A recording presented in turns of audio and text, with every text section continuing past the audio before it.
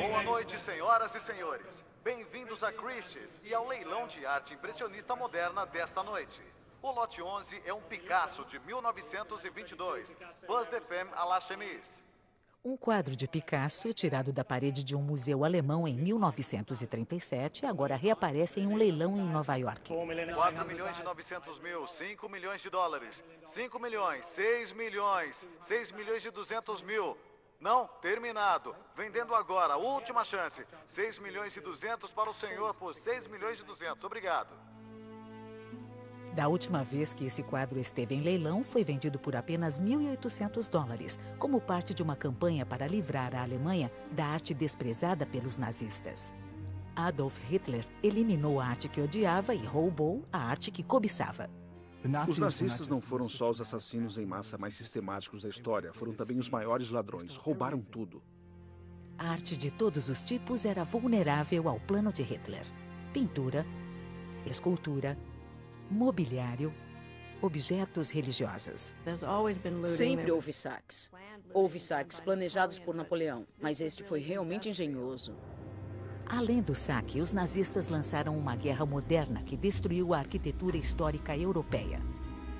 Na luta para derrotar Hitler, os aliados tiveram de escolher entre salvar vidas ou causar ainda mais danos. Há uma discussão antiga. O que vale mais, uma obra de arte ou uma vida humana? Hoje, mesmo após mais de 60 anos, a arte perdida ainda é encontrada. Danos de batalha ainda são restaurados e obras de arte roubadas são objeto de disputas acirradas. Tudo isso é resultado de negócios inacabados da maior guerra da história.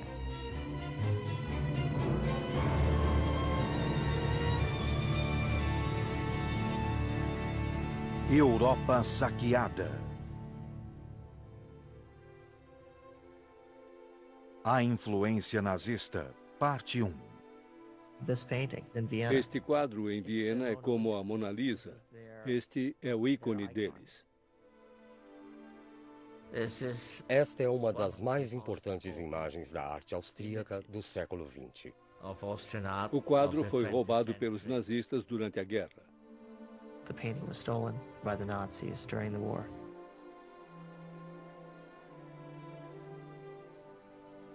Hoje, o destino de O Retrato de Adele Bloch-Bauer, de Gustav Klimt, ainda está em jogo. A tela pode ser vista na Galeria Nacional da Áustria, em Viena. Mas é uma das várias obras cuja propriedade é contestada desde que os nazistas massacraram o mundo artístico.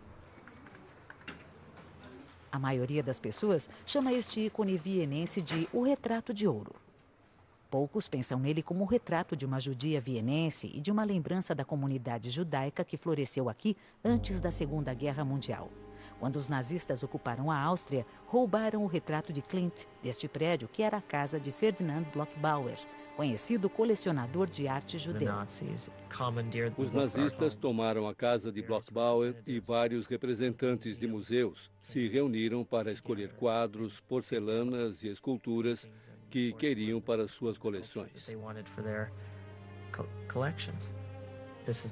Este é o documento que enviou o retrato de Adele Bloch-Bauer à Galeria Austríaca. No final do documento lê-se: "Eu assino com Heil Hitler".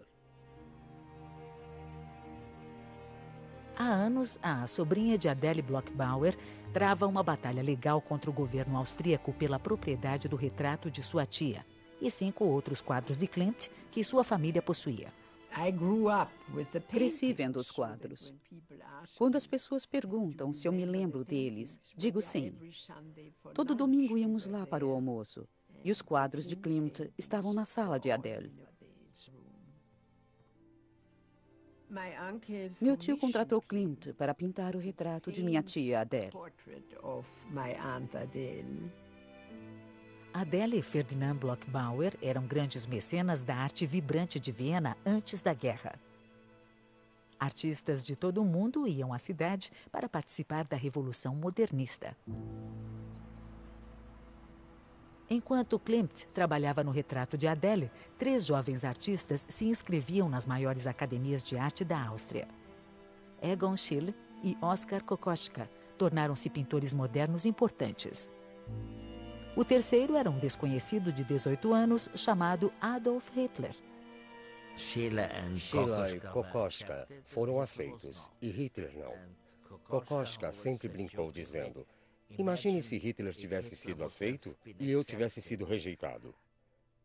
Eu teria governado o mundo de modo bem diferente.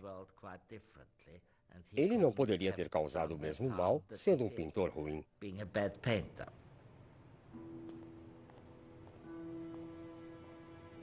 Nos arquivos do porão do Centro de História Militar em Washington, D.C., estão guardadas várias pinturas nazistas, entre elas as primeiras aquarelas de Adolf Hitler.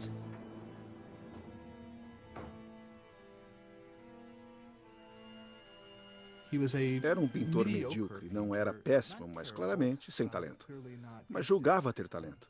Certamente via-se capaz de ser admitido na Academia de Belas Artes de Viena e se considerou rejeitado.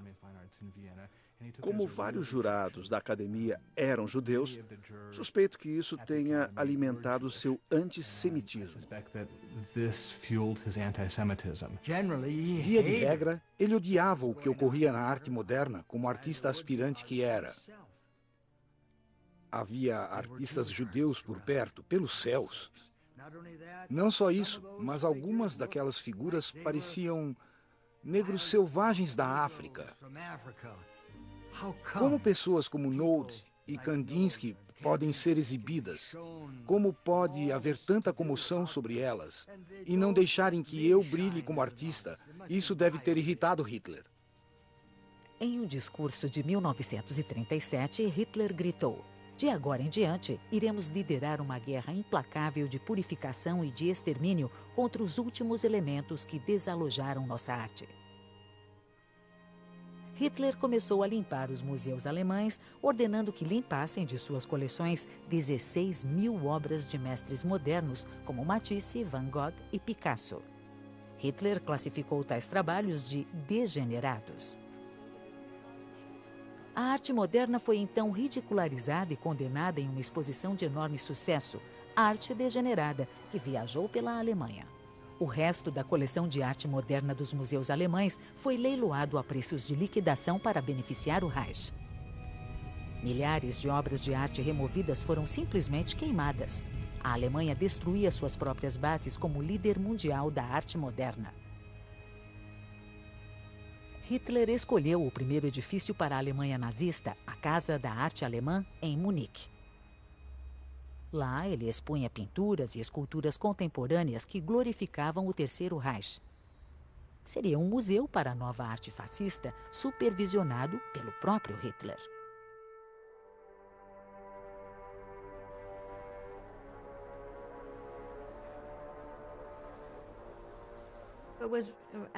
Era mesmo muito incomum para um chefe de Estado envolver-se tanto em questões culturais. Mas tudo era parte de sua ideologia racista. Tudo deveria ser puro até o último detalhe na Alemanha. Hitler ia com os curadores escolher o que ficaria lá. Isso continuou ano após ano até o fim da guerra. Tudo estava à venda, mas a maior parte tinha de ser comprada pelo governo, pois ninguém realmente queria aquilo.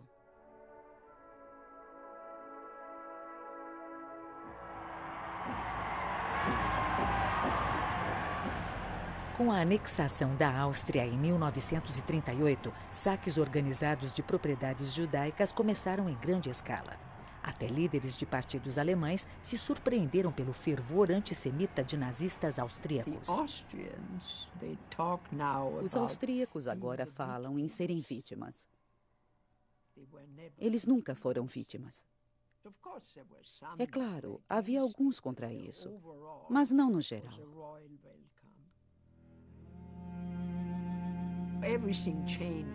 Tudo mudou após 11 de março. Tornou-se uma vida diferente, uma cidade diferente.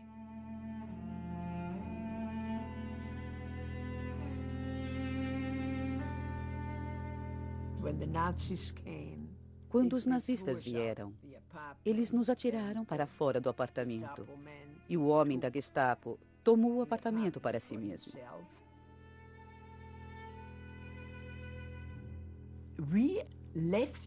Nós saímos de Viena.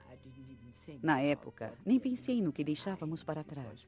Só pensamos em salvar nossas vidas. O retrato de Adele, tia de Maria, pintado por Gustav Klimt, foi só uma de centenas de obras deixadas para trás quando a família Bloch-Bauer fugiu da Áustria nazista. Após agentes de Hitler, Göring e outros oficiais nazistas escolherem o que queriam, o resto da coleção, incluindo os quadros de Klimt, foi dividido entre os museus estaduais de Viena. Alguns foram devolvidos à família após a guerra, mas as telas de Klimt ainda estão nas paredes da Galeria Nacional Austríaca. Há uma compreensão geral de que os quadros pertencem simplesmente à Áustria. E há razão para isso. Está escrito em um documento.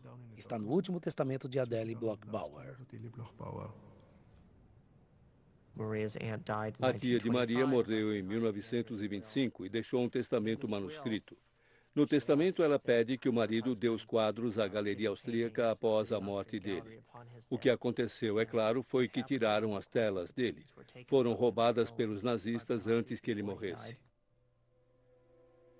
O marido de Adele fugiu para a Suíça em 1939 e morreu no exílio após a guerra. Ele nunca recuperou os Klimts. Após a guerra, os austríacos decidiram não devolver as telas baseados na declaração de que, segundo o testamento de Adele Bloch-Bauer de 1923, eles tinham direito a elas. Está muito claro que ela sempre teve em mente que as pinturas iriam, no final, ficar na galeria austríaca. O lugar das telas é no museu. Devem ser vistas pelo público, mas não na Áustria, onde são mantidas lá sob uma mentira. O que me entristece é a total injustiça de não admitirem que elas não lhes pertencem. Hoje, a batalha pelo retrato de Adele Bloch-Bauer é só uma de várias disputas ainda não resolvidas na esteira da máquina nazista de saque à arte.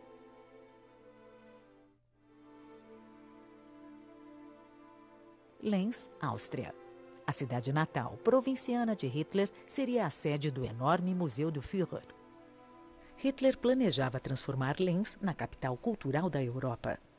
Começando por esboços que desenhara na juventude, mandou seus arquitetos prepararem planos secretos para fazer da pequena cidade industrial uma grande cidade imperial.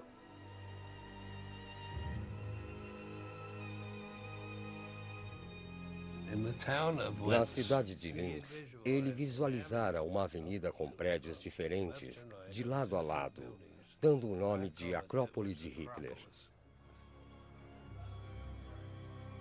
O projeto de Linz estava aliado ao legado de Hitler. Haveria uma casa de ópera, um teatro sinfônico, uma grande biblioteca. Também haveria um mausoléu com seu túmulo.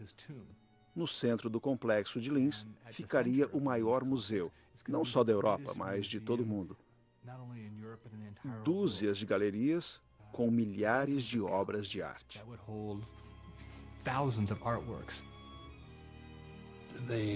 A coleção era para o Estado.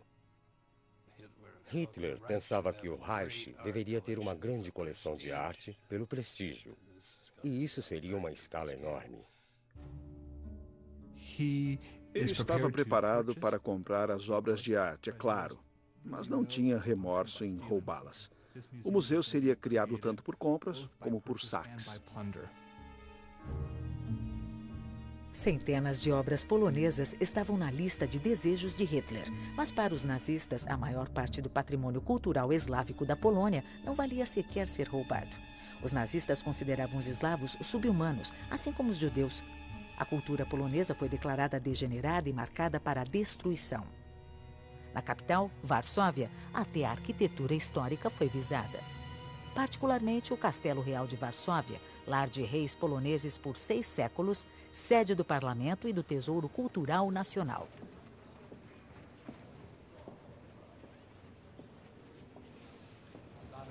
Há espelhos enormes aqui. Pode-se ver o que se chama de friso. É um trabalho de estuque decorativo. Em 1939, Hitler ordenou que seus exércitos matassem sem dó ou piedade todos os homens, mulheres e crianças de descendência ou idioma polonês na invasão e extermínio da Polônia. Fiquem certos de que tudo isto é uma reconstrução. As primeiras bombas caíram aqui, destruindo esta sala.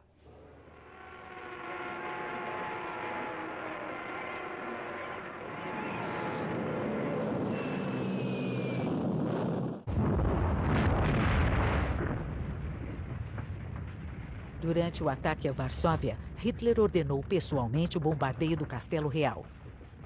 Ele soubera de um hino polonês que dizia: enquanto o Castelo de Varsóvia estiver de pé, a Polônia ainda não estará perdida. Danificado pelo bombardeio e destituído de arte e mobília por saqueadores nazistas, o castelo ainda se erguia quando os alemães tomaram Varsóvia. Mas conhecendo o apelo patriótico dos poloneses pelo castelo, os nazistas cavaram buracos em sua fundação e os encheram de explosivos para criar a ameaça permanente de total destruição. A segunda fase da destruição do castelo ocorreu após o levante de Varsóvia. O levante começou em 1º de agosto de 1944. Após anos de opressão, o povo de Varsóvia se ergueu para retomar a cidade dos nazistas. A luta mais violenta e mais longa foi aqui, na cidade antiga. Os alemães esmagaram o levante, matando mais de 200.000 poloneses. E os nazistas consumaram sua ameaça. A carga de dinamite colocada 4 anos antes foi detonada, destruindo totalmente o castelo de Varsóvia.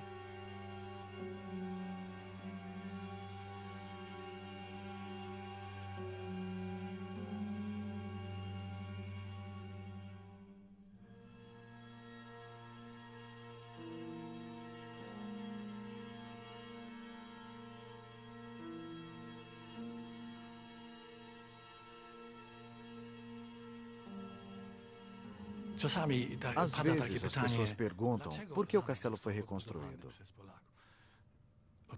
Pela mesma razão que foi destruído. Os poloneses não conseguiam viver sem ele.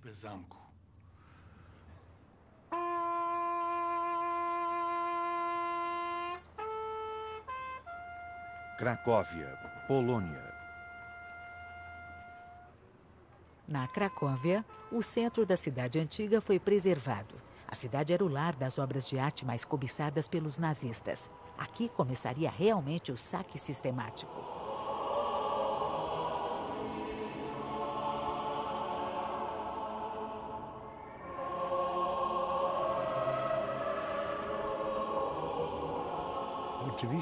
Este altar é de grande significado, principalmente para a Cracóvia. O altar impressiona pelo domínio do acabamento.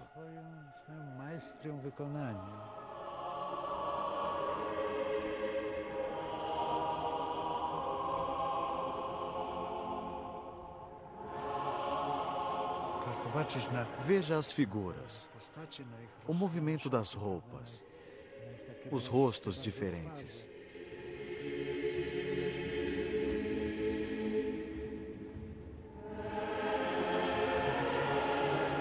Altar de Weizstoss, Igreja de Santa Maria. Weizstoss era bávaro e veio a Cracóvia no começo do século XV. Para este altar, ele usou seus vizinhos como modelos. Foi um choque para os cracovianos quando foi inaugurado.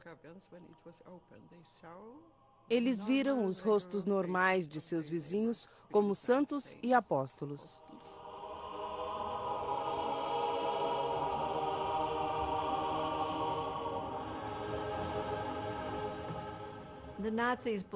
Os nazistas acreditavam que todas as obras de arte alemãs deveriam voltar à terra-mãe.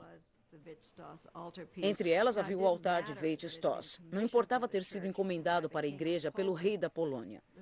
O importante é que fora feito por um artista alemão e, portanto, não poderia estar nas mãos de uma raça estrangeira, que eram os eslavos. Os poloneses desmontaram o altar de 13 metros e suas imagens em tamanho natural. Desmontado, foi escondido no interior, mas semanas após a invasão, os nazistas encontraram as peças e as enviaram a Berlim. Foi uma grande perda para os cracovianos. Estavam tão acostumados à presença do altar aqui que não conseguiam rezar sem ele. Enquanto isso, os ladrões de arte nazistas estavam ocupados, saqueando centenas de outras obras-primas polonesas. Foram compiladas em um catálogo elaborado somente para os olhos de Adolf Hitler. No topo da lista estavam Senhora com Arminho, de Leonardo da Vinci, Paisagem com o Bom Samaritano, de Rembrandt, e Retrato de um Jovem, de Rafael. As 3 telas inestimáveis estavam em um pequeno museu particular na Cracóvia, em posse de uma família nobre, os Czartoryskis. Logo antes da guerra, eles enfrentaram uma decisão difícil. Como seria para qualquer um com uma coleção desse calibre? Poderiam escondê-las ali ou evacuá-las. Ambas as escolhas eram muito ruins.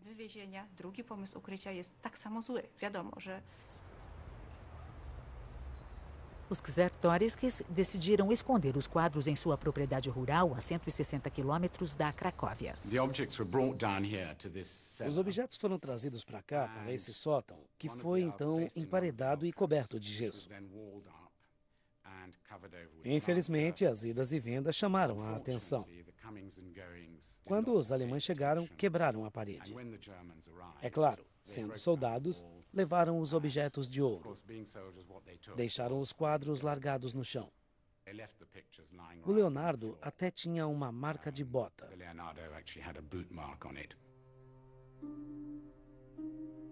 Os 3 quadros iriam para o Museu de Hitler em Linz, mas o novo governo nazista da Polônia os manteve em apartamentos particulares na Cracóvia.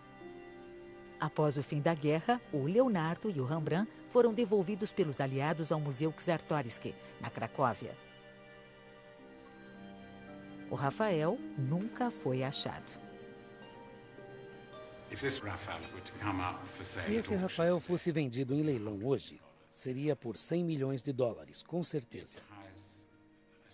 Tem uma qualidade estranha de fascínio, por isso, suspeito que ainda esteja em algum lugar. O item mais importante em nosso banco de dados é o retrato de um jovem de Rafael. No Ministério da Cultura polonês, Monika Kunk e seus colegas compilaram um banco de dados de obras roubadas durante a guerra que continuam desaparecidas. O programa contém 59 mil itens, estimado como sendo apenas 1/10 da perda total da Polônia. Até recebermos informação confiável, só poderemos distribuir fotos do quadro e então esperar. Podemos esperar, talvez, por mais uma geração, até que a pessoa que tomou parte no roubo morra e seus filhos, seus herdeiros, não saibam de onde veio o quadro e decidam vendê-lo. Então, a tela talvez veja a luz do dia. Tudo o que podemos fazer é esperar.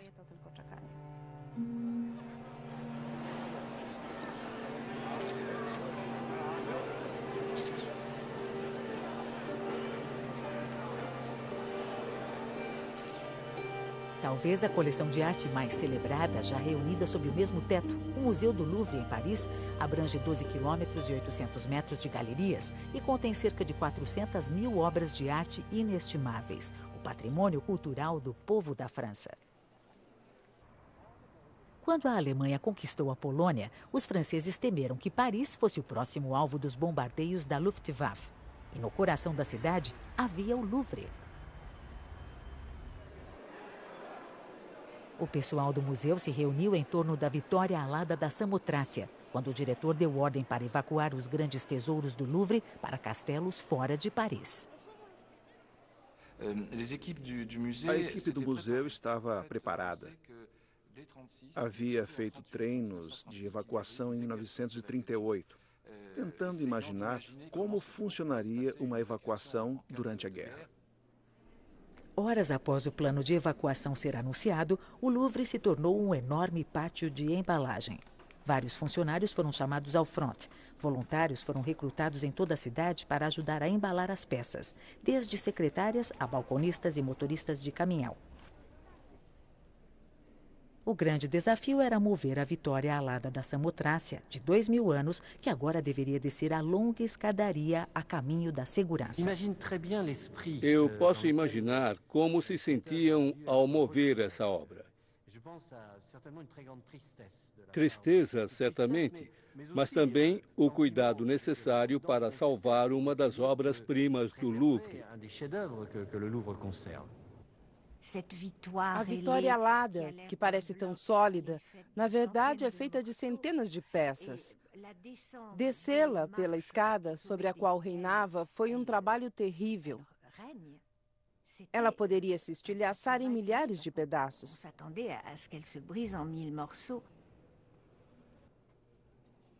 Uma testemunha mais tarde lembrou: a estátua balançou sobre uma rampa de madeira inclinada.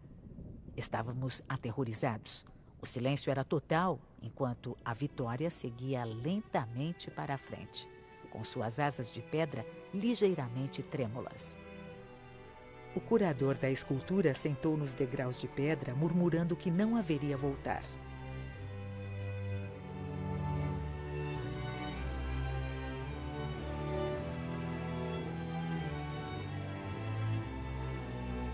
"37 comboios de 8 caminhões cada partiram do Louvre, deixando o vasto museu praticamente vazio.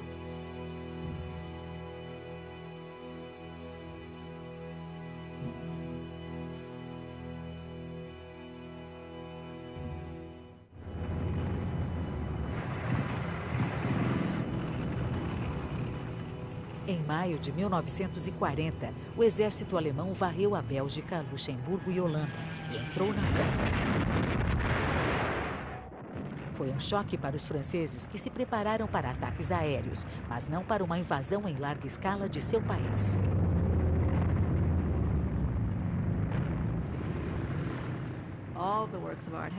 Todas as obras foram transportadas em condições caóticas, junto a milhões de refugiados que estavam na estrada.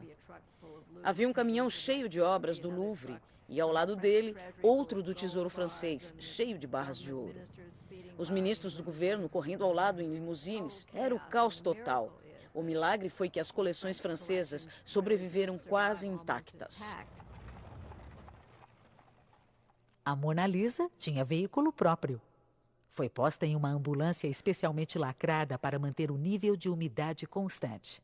Um curador foi com ela na ambulância e estava tão bem lacrada que, quando abriram a porta da ambulância, o curador estava inconsciente, mas a Mona Lisa estava intacta. A Mona Lisa e outras obras-primas do Louvre chegaram a castelos e abadias no sul da França. Foram movidas periodicamente durante a guerra para ficarem um passo adiante dos alemães. Os curadores moravam em castelos junto às obras de arte. Um casal trouxe sua filha adolescente. A Mona Lisa foi confiada a meus pais. Deve ter sido a única obra do Louvre a ter sala própria.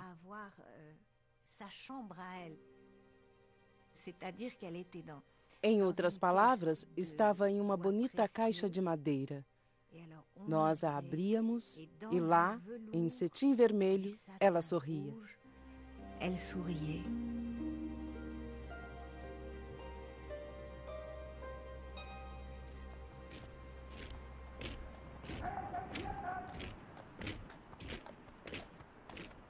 Seis semanas após o início da invasão, a França capitulou. A Alemanha agora controlava a maior parte do continente europeu. No dia seguinte à rendição da França, Hitler voou em segredo a Paris antes da alvorada, acompanhado por seu arquiteto Albert Speer. Seria sua primeira e única visita à cidade. O Führer chegou a Paris cedo, pela manhã. Durante a turnê pela cidade, visitou a Madeleine.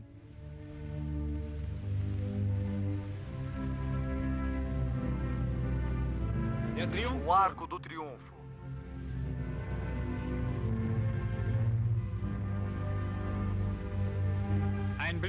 viu a Torre Eiffel. À esquerda do Führer, o professor Speer.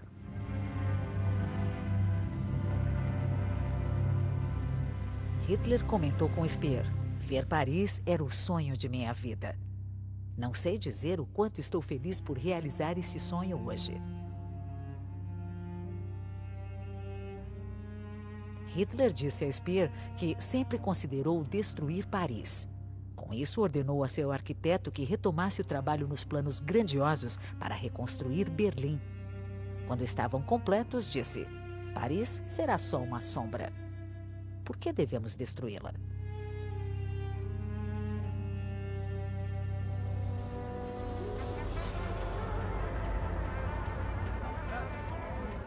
Ao contrário do tratamento severo dado às cidades eslavas da Polônia, Hitler preservou Paris como um parque de diversões sofisticado para os oficiais alemães.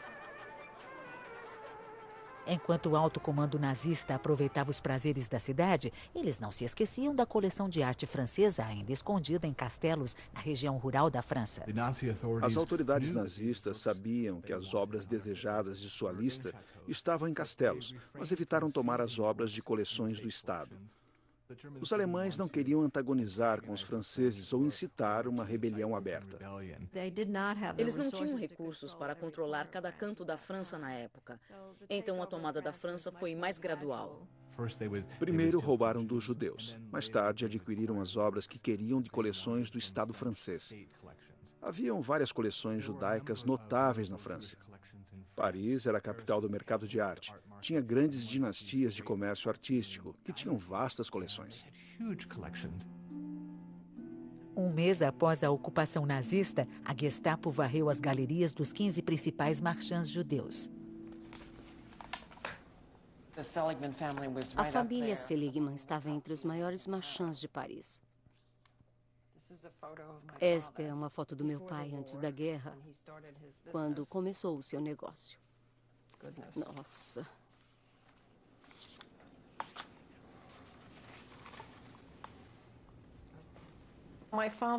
Meu pai se especializou nos antigos mestres. Göring visitou a galeria em 1938, antes da guerra. Meu pai o expulsou da galeria porque sabia quem ele era e o que ele queria fazer. Então, como resultado, foi a primeira galeria saqueada durante a guerra. A quantidade de arte roubada de colecionadores judeus logo cresceu tanto que o Museu Jeu de Paume, no centro de Paris, foi requisitado para armazenamento. A operação foi supervisionada pela força-tarefa antissemita conhecida como ERR. Os nazistas se certificaram em manter a aparência de legitimidade. Segundo as novas leis de ocupação, os judeus que fugissem ou fossem deportados para campos de concentração perdiam sua cidadania. Os nazistas então declaravam sua propriedade sem dono e disponível ao saque.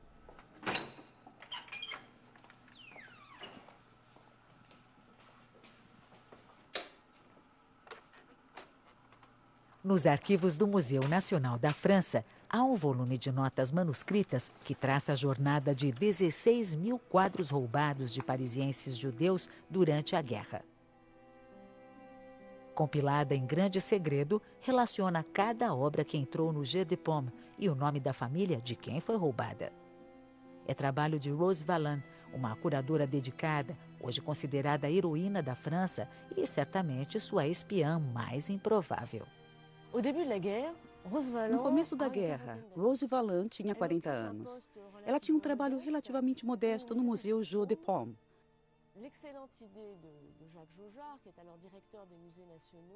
A ideia do diretor do Louvre era garantir que Rose ficasse naquele museu. Imagine Rose Valland, não muito alta, cabelo em coque, óculos pequenos, realmente acima de qualquer suspeita. E mais, ninguém avisou a ERR, a força-tarefa antissemita, que ela falava alemão. Ninguém suspeitava daquele ratinho rastejando pelo prédio, o tempo todo observando e escutando tudo o que acontecia lá. Ninguém sabia que toda noite, quando ia para casa, com sua memória notável, ela mantinha um diário secreto de quais telas francesas, de propriedade pública ou privada, fora levada por quem e enviada para onde. Rose Valland conseguiu ficar no Jeu de Paume, apesar do constante perigo de deportação ou execução. Em novembro de 1940, ela se preocupou com uma atividade incomum que varreu o museu.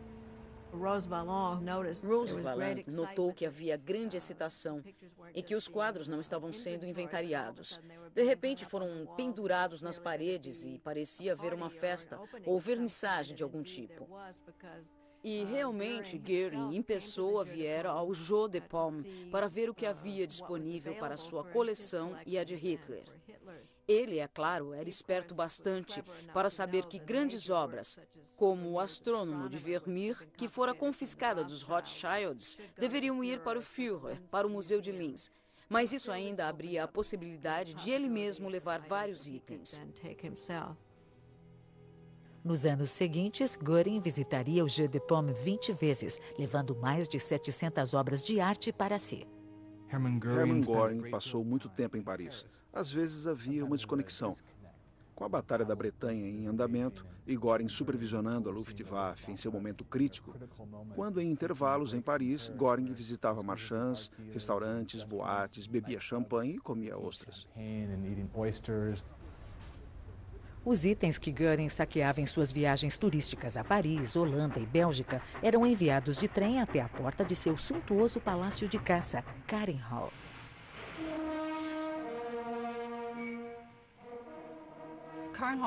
Karenhall era propriedade rural de Göring, construída fora de Berlim, e também o principal repositório de sua coleção de arte.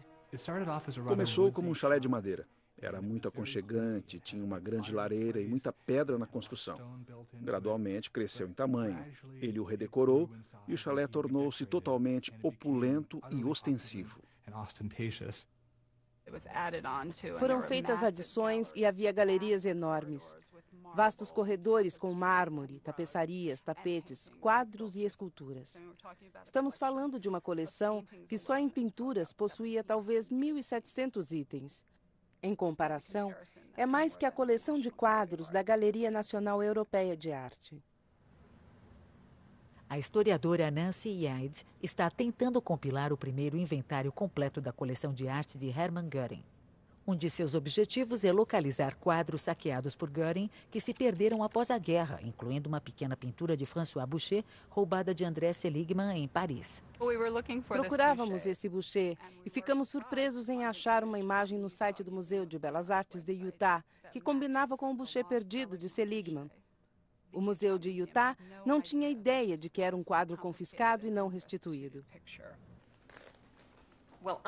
Fiquei sabendo que o quadro de Boucher foi encontrado quando uma senhora veio me ver. Ela disse que acharam um quadro nosso, que estava em um museu e que eles iriam cooperar. Um quadro roubado por nazistas e recuperado em Utah voltará para casa. A seguir, vocês conhecerão a história. O diretor executivo do museu diz que este é um dia importante. O registro de arte perdida deu evidência de que não tínhamos o direito à sua propriedade. Devido a isso, iniciamos a decisão de devolver o quadro aos herdeiros de direito de André Seligman. Bom dia. Sou filha de André Seligman.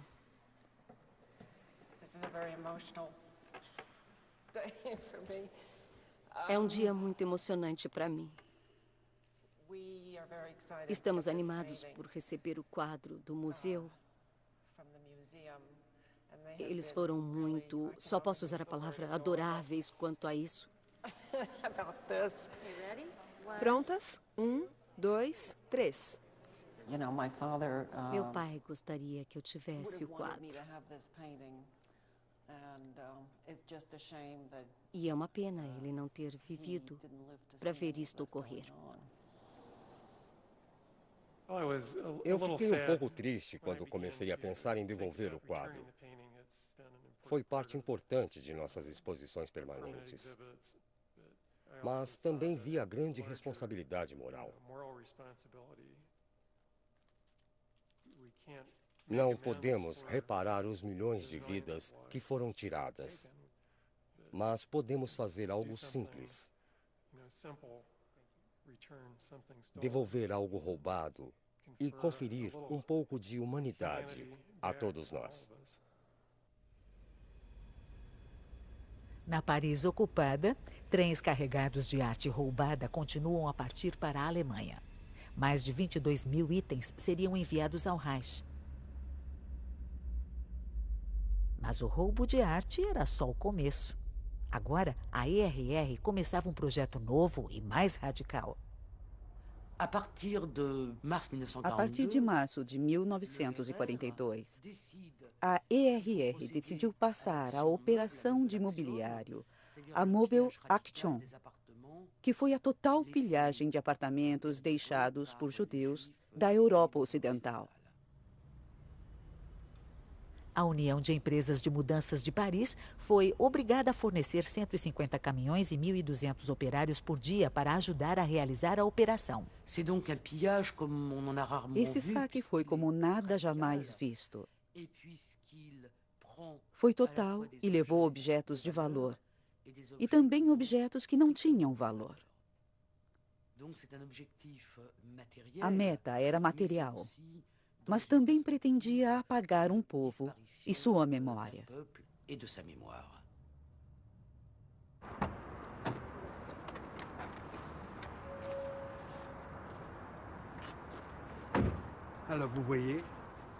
Veja, tudo mudou aqui.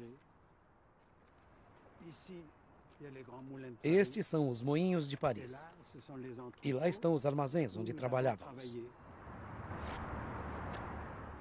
Jacques Altman, jovem parisiense judeu, estava prestes a ser deportado para um campo de concentração na Polônia quando foi transferido para um novo campo de trabalho escravo montado em uma estação de trem no centro de Paris. No campo, prisioneiros judeus eram forçados a separar, limpar, restaurar e embalar pertences judeus que eram enviados a famílias na Alemanha. Por isso, os nazistas escolheram este local. As linhas de trem vão para o leste. Trouxeram caminhões pesados para o pátio e lá, prisioneiros como nós descarregavam os caminhões. Quadros eram separados. Havia especialistas em arte entre nós que os separavam. Às vezes eu via oficiais alemães virem escolher o que quisessem.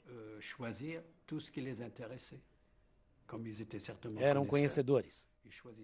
Escolhiam quadros de valor que eram então expostos.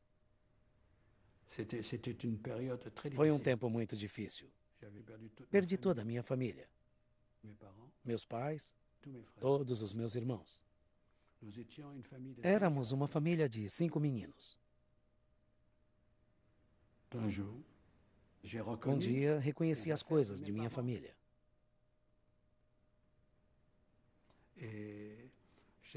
Eu vi fotos, nossos móveis.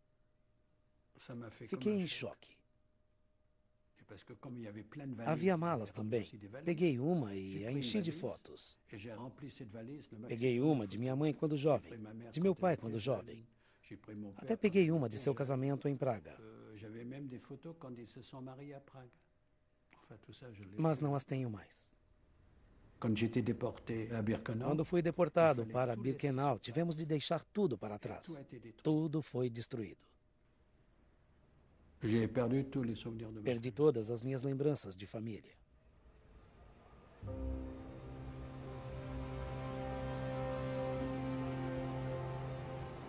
Trem após trem seguia para leste. Vários levando judeus para campos de concentração. Outros se seguiam carregados com seus bens e obras de arte.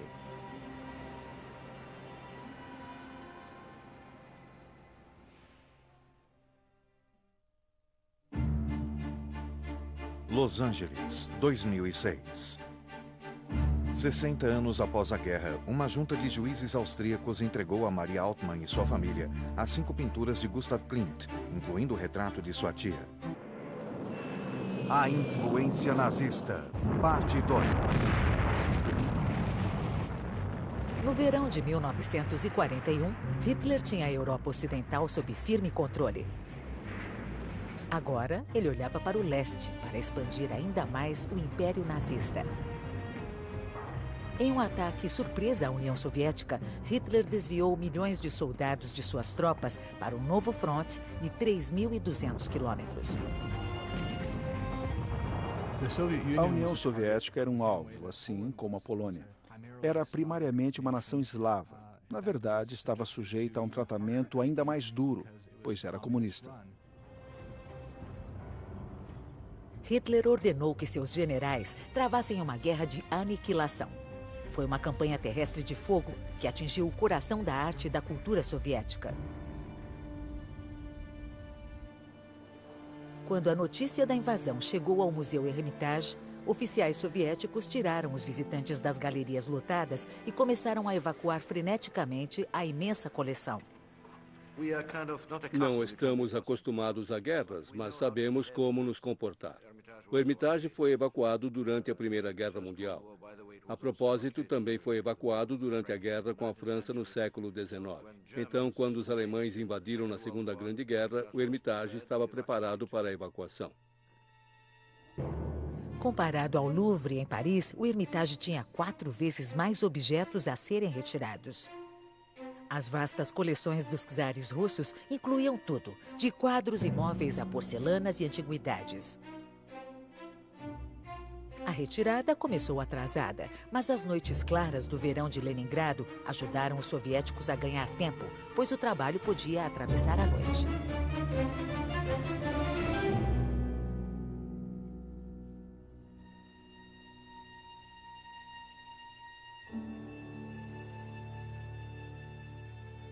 Um mês após a invasão, os trens soviéticos haviam carregado mais de 1 milhão dos tesouros mais valiosos. Mas metade das coleções ainda permanecia em perigo quando forças nazistas cercaram Leningrado semanas depois. O inimigo estava agora a apenas 13 quilômetros do museu. Era o começo do cerco de 900 dias à cidade.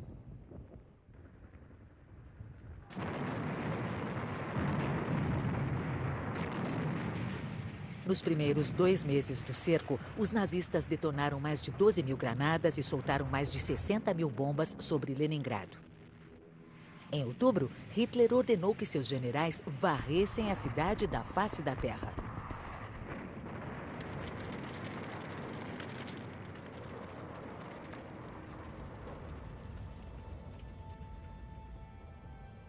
A equipe do Hermitage e a comunidade artística da cidade abrigaram-se na rede de porões sob o museu. Durante o primeiro inverno do cerco, 2.000 pessoas habitaram este congelado mundo subterrâneo.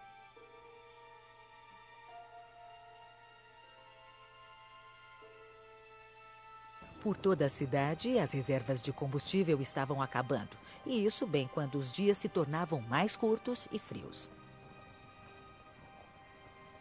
A fome se instalou.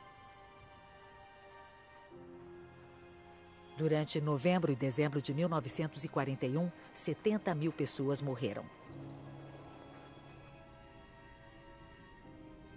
Durante o inverno glacial, nevascas entravam por milhares de janelas quebradas por bombas. Por 3 meses, os famintos funcionários do museu usaram pés de cabra para limpar 80 toneladas de gelo e vidro quebrado que se congelara nas paredes, tetos e pisos das galerias decoradas. Quando a neve derreteu na primavera, um esquadrão funerário veio ao Hermitage. De um necrotério improvisado no porão, removeram 46 cadáveres que ficaram congelados no inverno. Os mortos foram levados a um terreno na periferia da cidade que se tornaria, nos 2 anos seguintes, uma vala comum para 500 mil de russos, vítimas do cerco. Da França à União Soviética, toda a Europa estava sob ataque. Notícias alarmantes sobre roubo e destruição por parte dos nazistas chegavam a profissionais de arte de um novo museu, longe do Hermitage. Galeria Nacional de Arte, concluída pelo presidente Roosevelt. is to assert the purpose of the people of America, that the freedom of the human spirit, which has produced the world's great art, shall not be utterly destroyed. Da Galeria Nacional de Arte em Washington, um grupo de oficiais de museus e acadêmicos conhecidos como a Comissão Roberts alertou o presidente Roosevelt sobre o grave problema enfrentado pelos exércitos aliados, que era como salvar a Europa sem destruir ainda mais seus edifícios históricos e tesouros culturais. A maior preocupação eram prédios e monumentos, pois era a Primeira Guerra em que o bombardeio era o maior problema. Todos viram o que acontecera na Inglaterra durante a Blitz e sabiam que, quando os exércitos invadissem, essa seria uma questão importante. A primeira invasão veio no verão de 1943, quando os Estados Unidos e seus aliados ocidentais lançaram um ataque maciço contra as forças de ocupação germânicas no sul da Itália.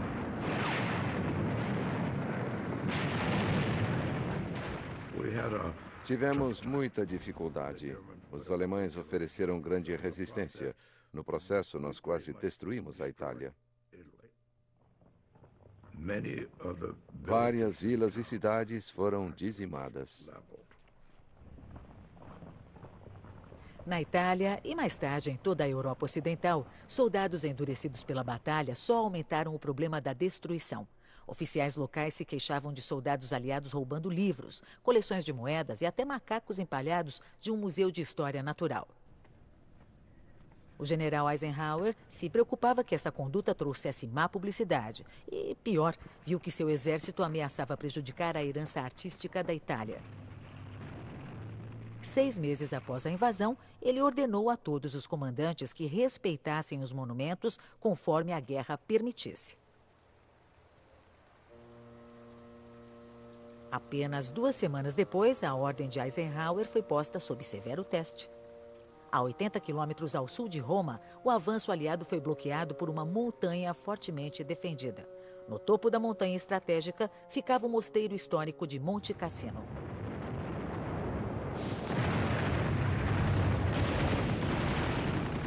Eu não me preocupava com o mosteiro, e sim com as pessoas tentando me matar.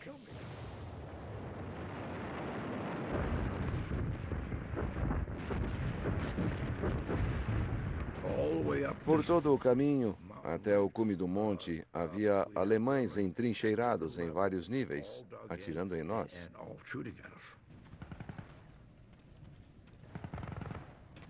A batalha para controlar as montanhas em torno de Cassino tornou-se um impasse sangrento. Comandantes aliados que por semanas evitaram atacar diretamente o mosteiro discutiam sobre seu destino. Nos Estados Unidos e na Inglaterra, os pais protestavam, não queriam que seus filhos morressem para salvar uma construção.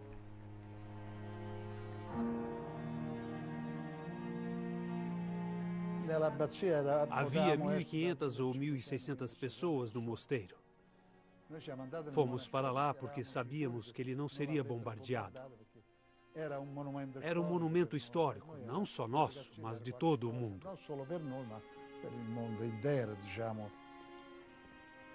Desde 529, o mosteiro era o lar da Ordem dos Monges Beneditinos. Durante seus 1.400 anos, fora destruído por terremotos e invasores. A cada vez, o enorme complexo fora reconstruído.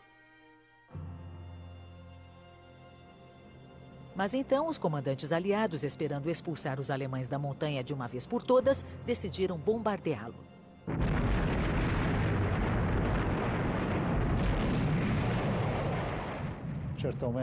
Em alguns momentos eu nem conseguia respirar. Os gritos de dor e de desespero.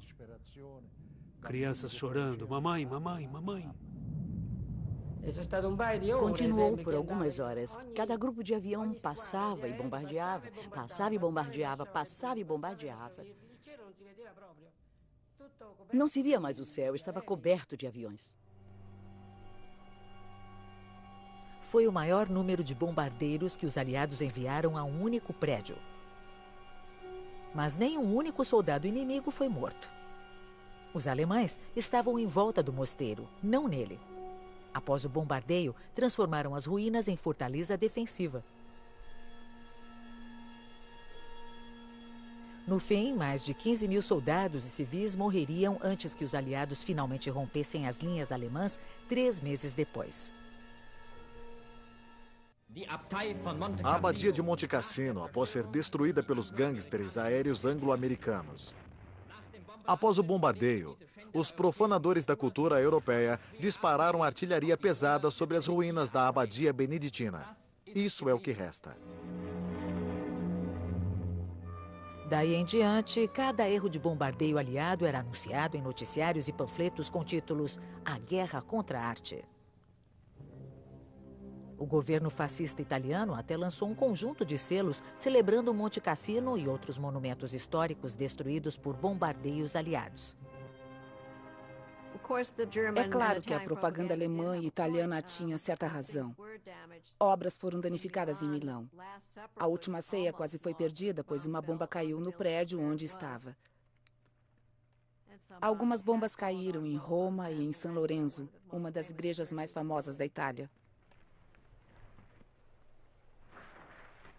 Apesar de bombas aliadas perdidas caírem na periferia de Roma, o campo de batalha ultrapassou a cidade quando o exército alemão se retirou para o norte. O povo e os monumentos antigos de Roma foram poupados.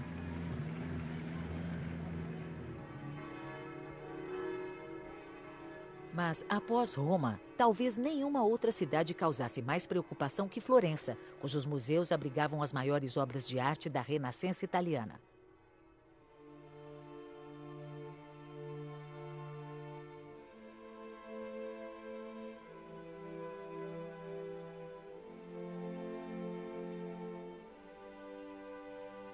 Aqui, como na França, oficiais culturais logo levaram obras de arte transportáveis para a segurança presumida de vilas no campo e castelos. Mas a preciosa cidade em si, com pontes, palácios renascentistas, igrejas e esculturas públicas, ainda permanecia vulnerável enquanto a guerra subia pela bota da Itália. Todos pensavam que uma cidade como Florença, considerada uma joia de arte e beleza, seria, digamos, uma cidade aberta, que não seria tocada pela guerra. Mas as autoridades da cidade temiam o pior. Sem ter certeza de que os nazistas abririam mão de Florença sem lutar, mobilizaram operários para construir estruturas em volta das obras de arte públicas mais importantes da cidade. A cerâmica de Della Robbia, que adorna o primeiro orfanato da Europa, foi protegida em galpões de madeira. Os túmulos de mármore da Capela dos Medici foram protegidos com sacos de areia. Os 6 escravos de mármore de Michelangelo e seu Davi de 4,20 metros foram emparedados por enormes cápsulas de tijolos.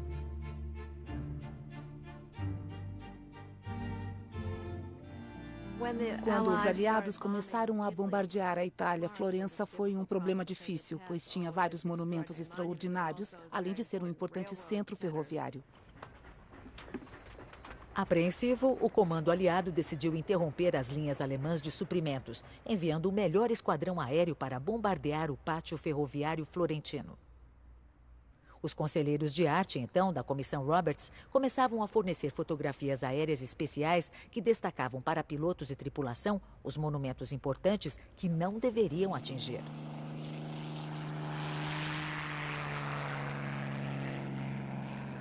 A este pequeno grupo de jovens aviadores foi confiado o destino da Florença histórica. Quando a formação sobrevoou a cidade, a grande cúpula da catedral passou sob sua mira. A tripulação segurou o fôlego quando toda sua carga explosiva caiu sobre uma faixa estreita de ferrovia, poupando todos os monumentos florentinos. Foi uma das mais precisas missões de guerra. A maioria de nós, da população, ficou encantada quando as bombas caíram. O que mais queríamos era sermos libertados do fascismo.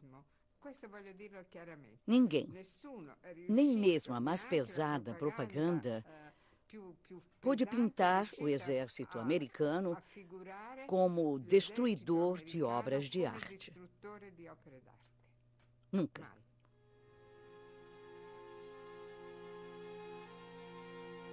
A esta altura, a Comissão Roberts persuadira o exército a levar especialistas em arte para servir perto das frentes de batalha, onde poderiam salvar e proteger monumentos e obras. Recrutados nas tropas da Força-Tarefa de Monumentos, Belas Artes e Arquivos, havia jovens artistas, historiadores e curadores que, mais tarde, seriam os líderes do mundo artístico pós-guerra. Homens como James Rorimer, que dirigia o Museu Metropolitano de Arte, e Lincoln Kirstein, que fundaria e dirigiria o Balé de Nova York. Os soldados os chamavam de concertadores de Vênus. Mais tarde foram conhecidos como os Homens dos Monumentos. Não havia uma unidade de homens dos monumentos. Eram oficiais individuais postos em exércitos separados. Nunca havia pessoas suficientes na área para fazer o que queriam. Houve menos de 200 durante toda a guerra. Em alguns momentos havia só 12 nas frentes de batalha. A sensação que eu tinha por fazer algo para salvar a cultura ocidental era inebriante. Finalmente podíamos fazer algo positivo. Fomos encarregados de muito mais do que poderíamos abarcar na mente. Não tínhamos caminhões, jipes, só os sapatos. E não tínhamos nenhum tipo de apoio das autoridades. E lá estavam os homens dos monumentos falando sobre a segurança dessas estruturas importantes para alguns combatentes que tinham visto seus amigos serem mortos. Por que iriam se preocupar com isso?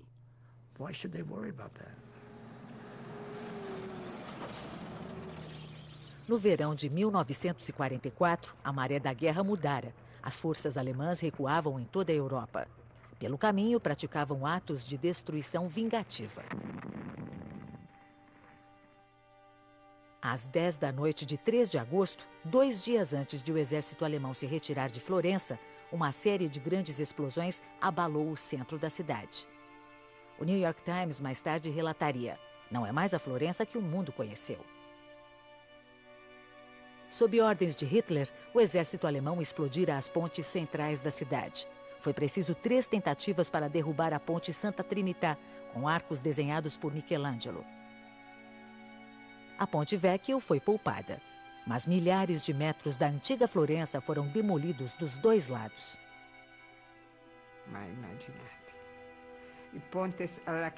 Nunca imaginei que explodiriam as pontes, até ver a bela Santa Trinità destroçada em tantos pedaços. Chorei de dor. Era uma dor real. Não foram só as pontes. Nas 2 ruas principais que vão da Ponte Vecchio até a cidade, havia torres medievais enormes e bonitas que caíram.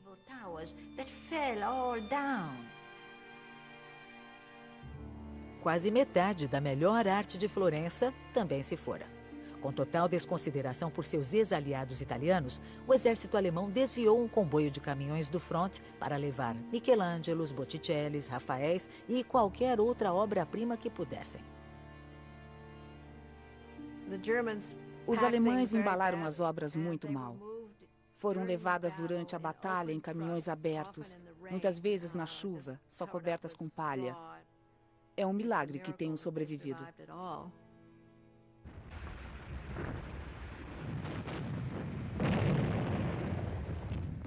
Agora, os soviéticos haviam impedido a invasão de seu país e começavam a reaver território dos alemães. Na esteira da retirada nazista, o Exército Vermelho não achou nada de valor restante nos museus das cidades recapturadas. Nos subúrbios de Leningrado, os valiosos palácios dos czares russos haviam sido saqueados e destruídos. Do Palácio de Catarina, os nazistas roubaram tudo de valor, incluindo os painéis da lendária Sala de Âmbar. Até as grandes fontes folheadas a ouro do Palácio de Pedro o Grande foram desmontadas e transportadas para a Alemanha, junto a quase 5.000 peças de mobiliário antigo e 35.000 obras de arte. Entre 20 e 30 milhões de soldados e civis soviéticos morreram na guerra. Milhares de cidades e vilas foram totalmente destruídas. Quando o Exército Vermelho empurrou os invasores de volta à Alemanha, líderes soviéticos uniram suas forças em um clamor por vingança. Quando o Exército Vermelho abriu caminho para o Ocidente e invadiu a Alemanha, aprendeu tudo o que pôde, de infraestrutura industrial a assentos sanitários, mas também aprendeu milhões de objetos culturais. Stalin pôs especialistas em arte nas chamadas brigadas de troféus, para rastrear a arte russa roubada por nazistas. Mas logo estavam levando trens cheios de arte alemã e enviando-os de volta à União Soviética. Enquanto as brigadas de troféus soviéticas removiam obras de arte da Alemanha Oriental, os oficiais de monumentos aliados estavam se aproximando da Alemanha pelo Ocidente. Quando os homens dos monumentos chegaram à Alemanha, sua missão mudou totalmente. Eles pouco poderiam fazer pelos edifícios alemães, pois basicamente estavam todos destruídos.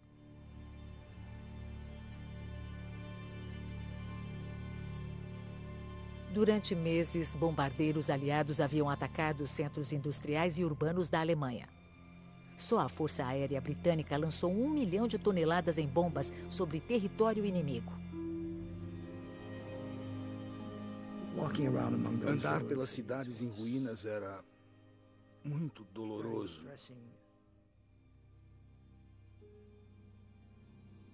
Não importa o quanto o governo deles fosse culpado. Só de pensar que tínhamos destruído aquelas cidades com nossos aviões. Mas na seção de monumentos e belas artes, nós tentávamos restaurar algo que valesse a pena salvar. Eles mudaram seu trabalho para a proteção de obras de arte móveis que acharam em inúmeros esconderijos por todo o país. A 160 quilômetros da fronteira alemã, guardada entre refugiados vivendo na miséria, os oficiais de monumentos acharam a primeira das coleções alemãs de museus escondidas. Mais para o Oriente, oficiais britânicos acharam um esconderijo já pilhado por ladrões comuns. Em uma mina de sal no centro do país, os generais Eisenhower, Patton e Bradley foram chamados para ver o maior achado de todos. Guardadas junto a inteiras reservas de ouro do Terceiro Reich, estavam 400 toneladas de arte dos grandes museus de Berlim. Diariamente, homens salvavam milhares de obras de arte vulneráveis que as autoridades de museus alemães haviam removido por proteção. Mas a maior descoberta das pilhagens nazistas estava por vir. Aliados capturam saque e criminosos alemães. O castelo Neuschwanstein abrigava grande parte dos tesouros de arte roubados pelos nazistas. Não contentes em roubar das pessoas a liberdade e a vida, os nazistas tentaram levar seus símbolos de cultura. Aqui, longe das cidades arruinadas, os aliados finalmente alcançaram o primeiro de 3 impressionantes esconderijos de arte roubada. Acharam o castelo de Neuschwanstein, cheio de propriedade tirada dos Rothschilds e outros judeus eminentes de Paris. Era só uma sala após a outra, de quadros, objetos domésticos, porcelana, prataria. O número de objetos levados das vítimas na França foi medido em milhares. Eram as coisas da ERR de que Rose Valland havia avisado as pessoas. Ela tinha até, em alguns casos, recibos da empresa de transporte local que as enviou. Levamos 1 ano para esvaziar o castelo. A carga de 49 vagões de trem, tudo embalado compactamente, é muito. Meu conhecimento do Holocausto começou em Neuschwanstein. Da tomada de vidas, soube muito mais tarde.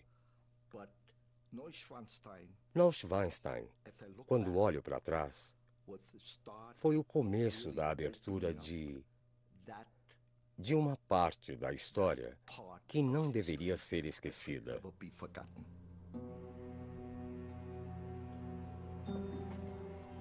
Não longe de Neuschwanstein, tropas americanas recuperaram a coleção de arte de Hermann Göring, que ele retirara de Berlim para seu refúgio na montanha.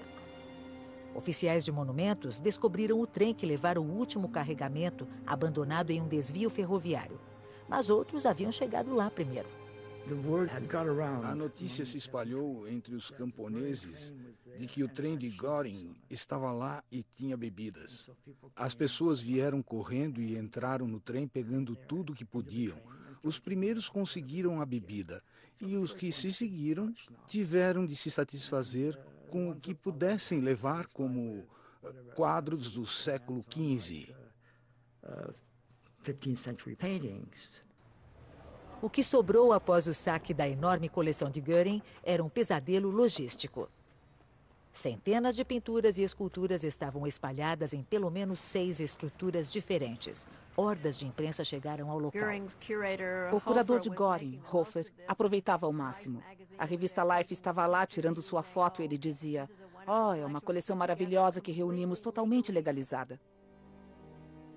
Quando Hermann Göring foi preso, havia juntado mais de 2.000 quadros, esculturas, tapeçarias, tapetes e outras obras de arte. Sua coleção crescera mais de 10 vezes desde o início da guerra. Agora, a maior parte dela estava nas mãos da 101ª Divisão Aérea.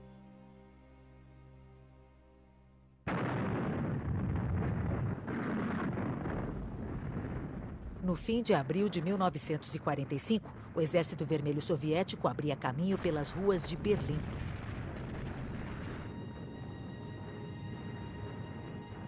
Nas semanas finais do Terceiro Reich, lacrado em um abrigo subterrâneo, Hitler passava cada dia obcecado por seu modelo arquitetônico do projeto de Linz. Ele convidava com frequência seus poucos generais restantes para verem o modelo e ouvir seus planos para a cidade. Antes de cometer suicídio em 30 de abril, Hitler ditou seu testamento, expressando o desejo de que um museu do Führer ainda fosse construído para exibir sua coleção de arte após sua morte.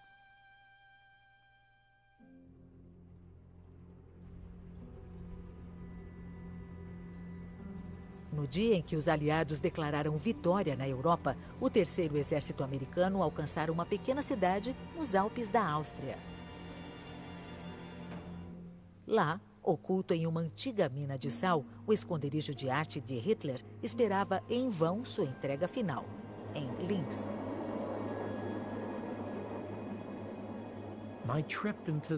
Minha viagem naquela mina me lembrou Alice seguindo o coelho pela toca até o País das Maravilhas.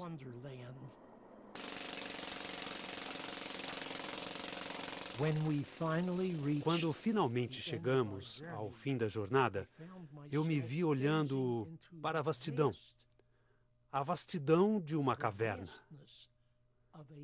com obras de arte da altura de 2 ou 3 andares.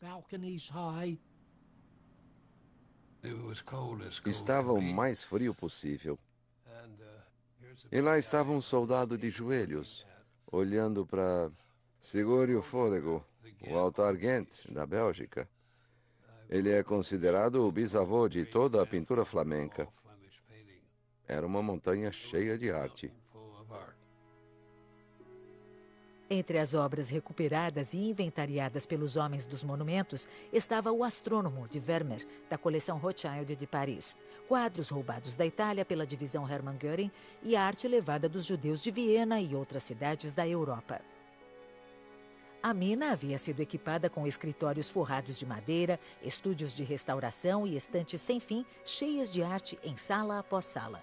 6.500 quadros, mais de 3.000 desenhos e gravuras, 100 esculturas e inúmeras tapeçarias, móveis e livros.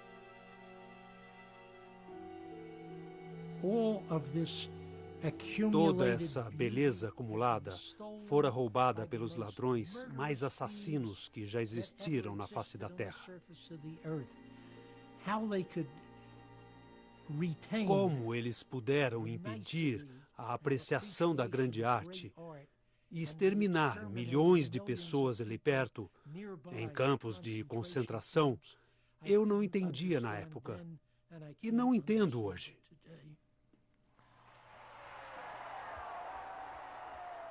Finalmente, a guerra acabara. Após 6 longos anos e cerca de 50 milhões de mortes, de algum modo, em cidades por toda a Europa, os sobreviventes acharam energia para celebrar. Na Itália, o oficial de monumentos Denis Keller deu ao povo de Florença ainda mais para celebrar.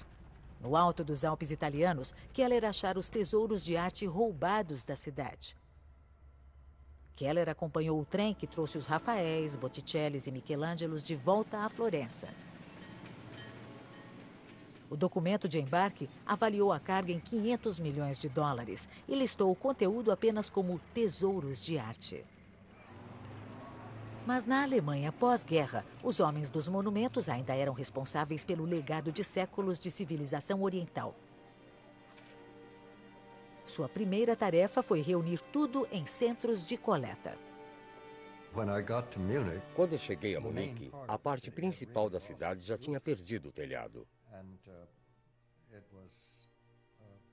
E havia prédios destruídos por toda parte. Mas, por incrível que pareça, o lugar que deveria ter sido bombardeado ainda estava lá. O quartel-general nazista. Ele foi transformado em centro de coleta. Eu tinha de prepará-lo para receber obras de arte em 14 dias. A ideia de que o altar de Ghent e a Madonna de Bruges de Michelangelo viriam deixaram uma forte impressão. Eu tinha de estar pronto para recebê-los. Ao norte de Munique, na cidade de Wiesbaden, os homens dos monumentos montaram outro centro de coleta bem a tempo de receber seu primeiro grande carregamento. 56 caminhões vieram num período de 4 dias, todos protegidos por metralhadoras e veículos armados. Cada objeto devia ser inspecionado, catalogado, fotografado e, em muitos casos, restaurado.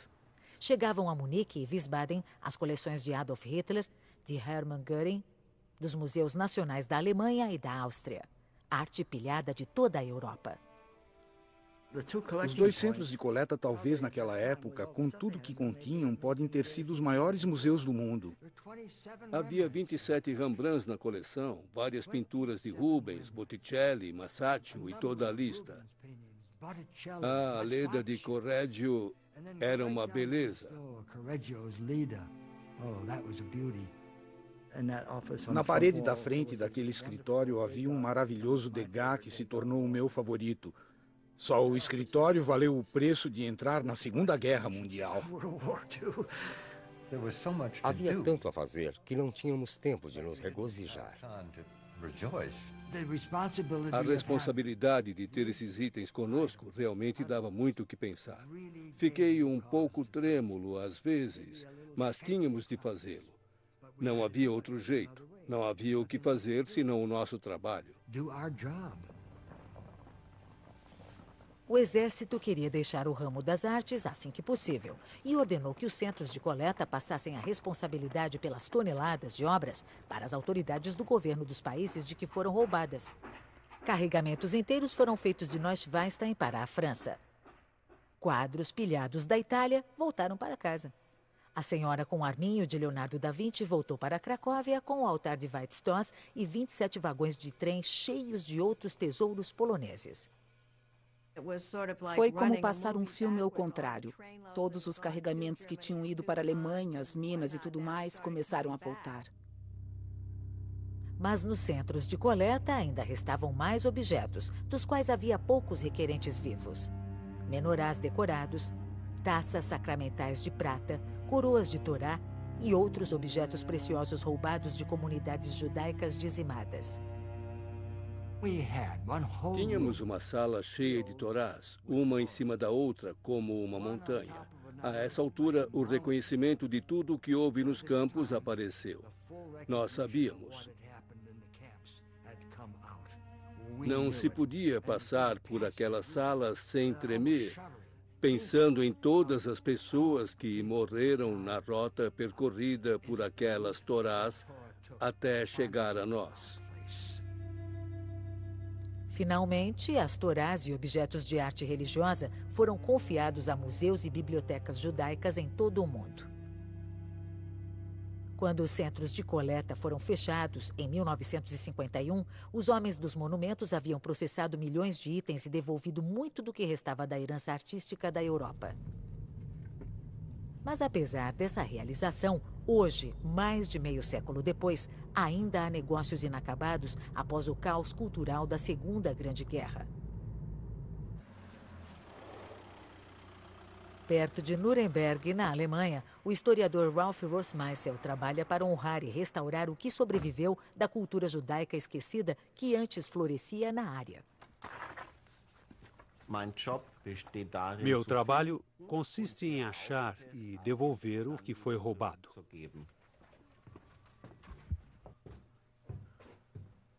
Em sinagogas abandonadas como esta, em Kromheim, Rossmeisel procura evidências da vida judaica que já houve aqui. Estamos no sótão de 1816. Aqui estão textos hebraicos usados e guardados no sótão. E, é claro, esquecidos durante a era nazista. Se, como cristão, você pode devolver algo, acho que é uma coisa boa.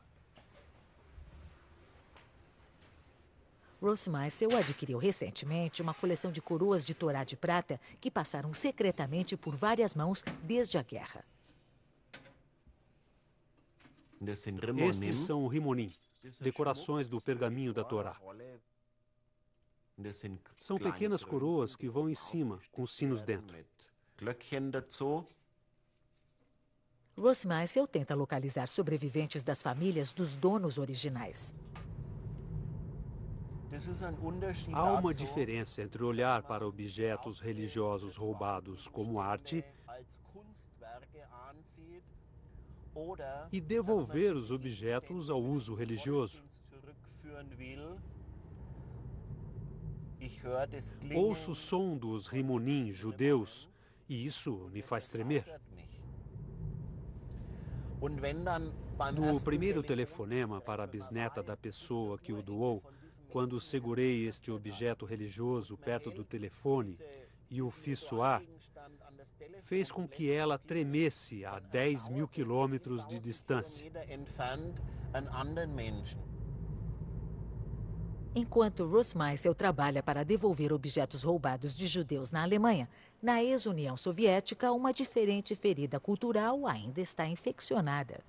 Em 1995, o Museu Hermitage revelou pela primeira vez que 74 quadros importantes levados da Alemanha pelas brigadas de troféus do Exército Vermelho estavam em sua posse. Foi a última de uma série de revelações da Rússia que chocaram o mundo artístico. Enquanto houve grande empolgação com as revelações sobre a arte troféu, também houve um elemento de acusação contra os russos e o que fizeram com esses objetos culturais. Começando em 1949, autoridades soviéticas devolveram mais de 1,5 milhão de obras de arte, na maioria a países do Bloco Oriental, como a Polônia e a Alemanha Oriental. Mas as devoluções pararam no início dos anos 60. Com a queda da União Soviética em 1991, vieram os primeiros relatos de armazéns secretos, onde milhares de obras troféus estavam ocultas do público. Críticos na Alemanha e em toda parte pediram a devolução das obras. Manter a arte como troféu é popular na Rússia. O povo realmente apoia a retenção dessa arte, mas não há base na lei internacional para isso. Radicais russos criaram uma lei desafiadora, declarando que as obras eram propriedade russa para sempre. Mas um debate acirrado continua até hoje. Não esqueça que a Alemanha ajudou a começar 2 guerras mundiais. O país foi um instigador. Só Leningrado perdeu 1 milhão de cidadãos durante o cerco. Após isso, dizer que devemos devolver qualquer coisa, na minha opinião, é imoral.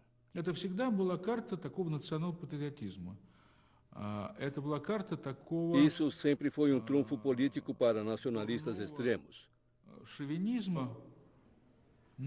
Minha posição é simples. Temos de achar uma solução civilizada. Lembrem-se que ainda temos de viver juntos na Europa por muito tempo. Saber que um quadro alemão está na parede do Museu Pushkin não pode curar a dor de meu pai voltar de Stalingrado sem os dedos.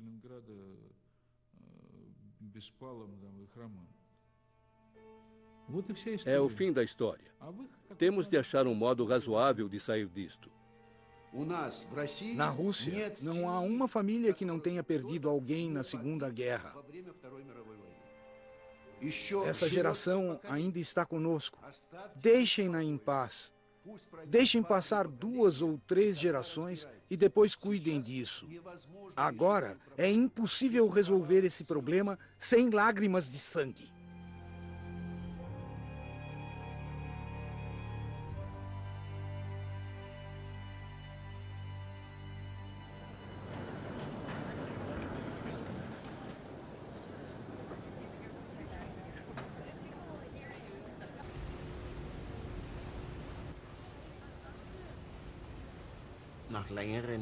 Após pesquisa intensa, achei descendentes nos subúrbios de Nova York. Numa pequena cerimônia, irei devolver esses objetos religiosos à família Weinschenk.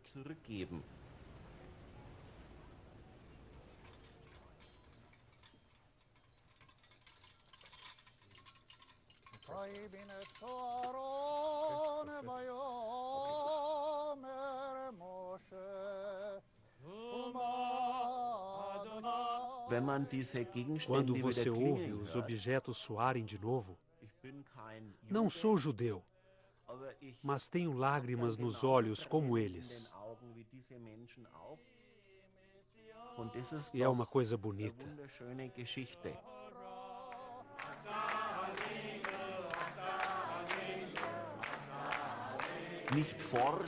Não tem a ver com pesquisa, história da arte ou conteúdo em prata. É que a vida é criada de novo a partir disso. Isso ressoa nos corações das pessoas.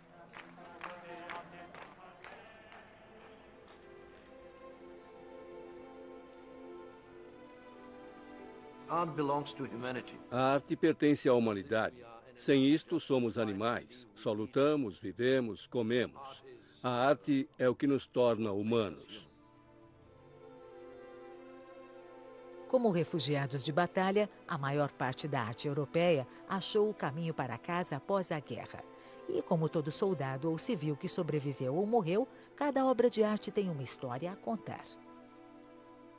Nunca antes a arte foi transportada, oculta e saqueada em tão vasta escala. Milhares de obras ainda estão desaparecidas. Várias, vítimas inocentes da guerra, nunca mais serão vistas. As outras deverão reaparecer nos anos vindouros.